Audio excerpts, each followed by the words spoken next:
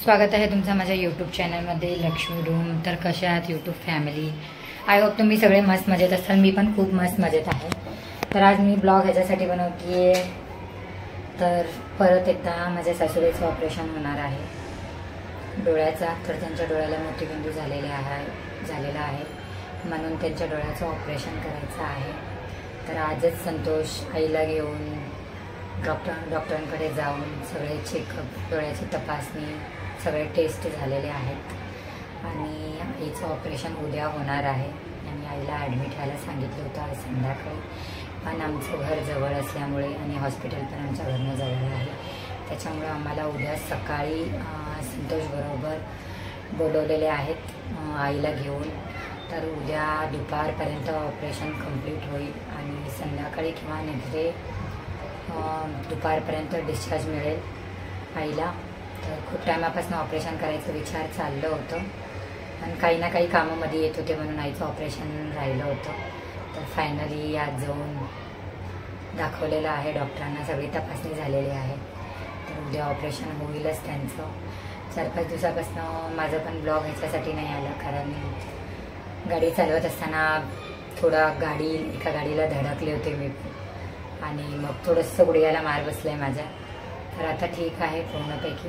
तर 2-3 दिवसापासून ठीक नव्हतं तब्येत, त्याच्यामुळे पण मी ब्लॉग बनवत नव्हते। तर म्हणलं आज ब्लॉग बनवा आणि तुम्हा लोकांना ही गोष्ट शेअर करायची होती मला की आईचं ऑपरेशन आहे, कारण आईच्या मागं काही ना काही लागलेलंच आहे।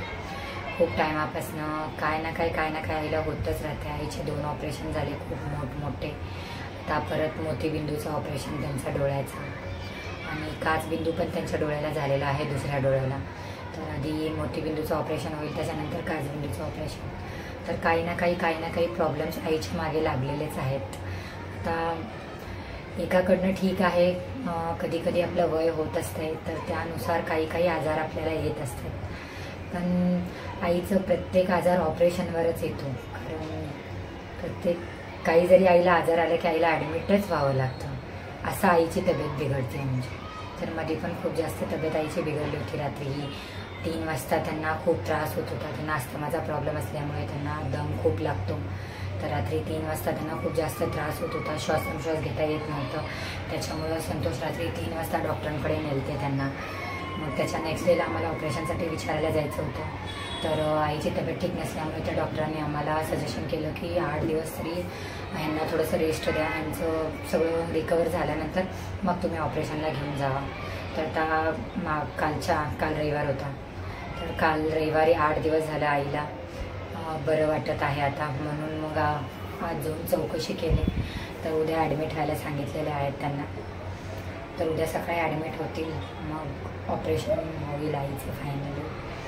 तर डोळा इतका नाजूक आहे, डोळ्याचं ऑपरेशन ॲक्च्युली मला पण खूप जास्त भीती वाटते, कारण माहिती नाही डोळा इतका नाजूक आहे, काय करतात। तर लेझरचं ऑपरेशन आहे कदाचित त्यांचा, तर प्रायव्हेटमध्येच आहे ऑपरेशन त्यांचं। तर एवढी काही भीती नाही आहे, चांगल्या दवाखान्यात म्हणजे डोळ्याचे स्पेशलिस्ट आहेत, आई स्पेशलिस्ट, त्यांच्याकडेच दाखवतो आम्ही। कारण डोळा खूप महत्त्वाचा आहे लाईफमध्ये आपल्या। डोळाच काय, आपल्या शरीराचे प्रत्येक अवयव आपल्याला खूप जास्त गरजेचे आहेत आणि खूप जास्त इम्पॉर्टंट आहे। बट डोळा एक असा आहे ज्याच्याने आपण सगळं बघू शकतो आणि करू शकतो, म्हणून माझ्या हिशोबाने डोळ्याला मी जास्त महत्त्व देते। डोळा आपला व्यवस्थित असला तर आपले सगळे कामं पुढचे व्यवस्थित होतात। तर ते संतोष डिस्कशन करत होते दुपारी कॉलवर, आज हापडे घेतले होते त्यांनी। आईचे सगळे तपासणी ते करून दुपारी 2 वाजता ते परत ऑफिसला गेलेले आहेत, कारण उद्या परत एक सुट्टी होणार आहे। तर दुपारून काही काम नव्हतं, आईचं सगळं झालं। 1 वाजेपर्यंत घरी आलते त्यांनी, सकाळी 10ला लवकर गेले, OPD 10लाच उघडते। तर देसाई हॉस्पिटल म्हणून आहे एक मुंबईवाडीला, तर तिथं आई स्पेशलिस्ट आहेत, ते तिकडे दाखवत आहेत आईला। तर उद्या तिकडेच ऑपरेशन होईल। तर नेक्स्ट ब्लॉगमध्ये मी तुम्हाला दाखवेन, तुम्ही बघा। तर तुम्ही लोक पण प्रे करा की आईचं ऑपरेशन व्यवस्थित व्हावं आणि आईला जास्त काही त्रास नाही व्हावा, कारण डोळ्याचं ऑपरेशन झाल्यावर पण खूप पत्ते पाडायचे आहेत।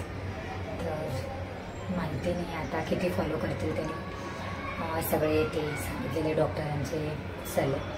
सो मी तर एवढंच म्हणते की ऑपरेशन व्यवस्थित व्हायला पाहिजे, कारण आई घाबरतात खूप कोणत्या पण गोष्टीला, म्हणजे प्रत्येक लोक घाबरतात आपल्या जीवाला। पण आई खूप जास्त घाबरतात. कारण आईला शरीरावर कोणत्याही प्रकाराचे चोट खाणाखुणा आवडत नाही अजिबात. तर आईला गोळ्या घ्यायला आवडत नाही. आई दवाखान्याला दाखवून येते. 3 दिवसाच्या गोळ्या दिलेल्या असतात. 3 दिवसाचा कोर्स असते. तर आई 3 दिवसाच्या गोळ्या खाऊ शकत नाही. एक टायमाची गोळी खाते. मग आपल्याला बरं वाटलं तर मग गोळ्या सोडून देते. तर आईला गोळ्या खायला आवडत नाही. प्लस आपल्या शरीरावर काही पण चोट आलेलं आवडत नाही आईला. तर बघू आता काय होईल. तर तुम्ही हे ब्लॉग पूर्ण बघा आणि तुम्ही लोक पण प्रे करा की आईचं ऑपरेशन व्यवस्थित व्हायला पाहिजे. तर चला भेटू पुन्हा एक नवीन ब्लॉगमध्ये. बाय.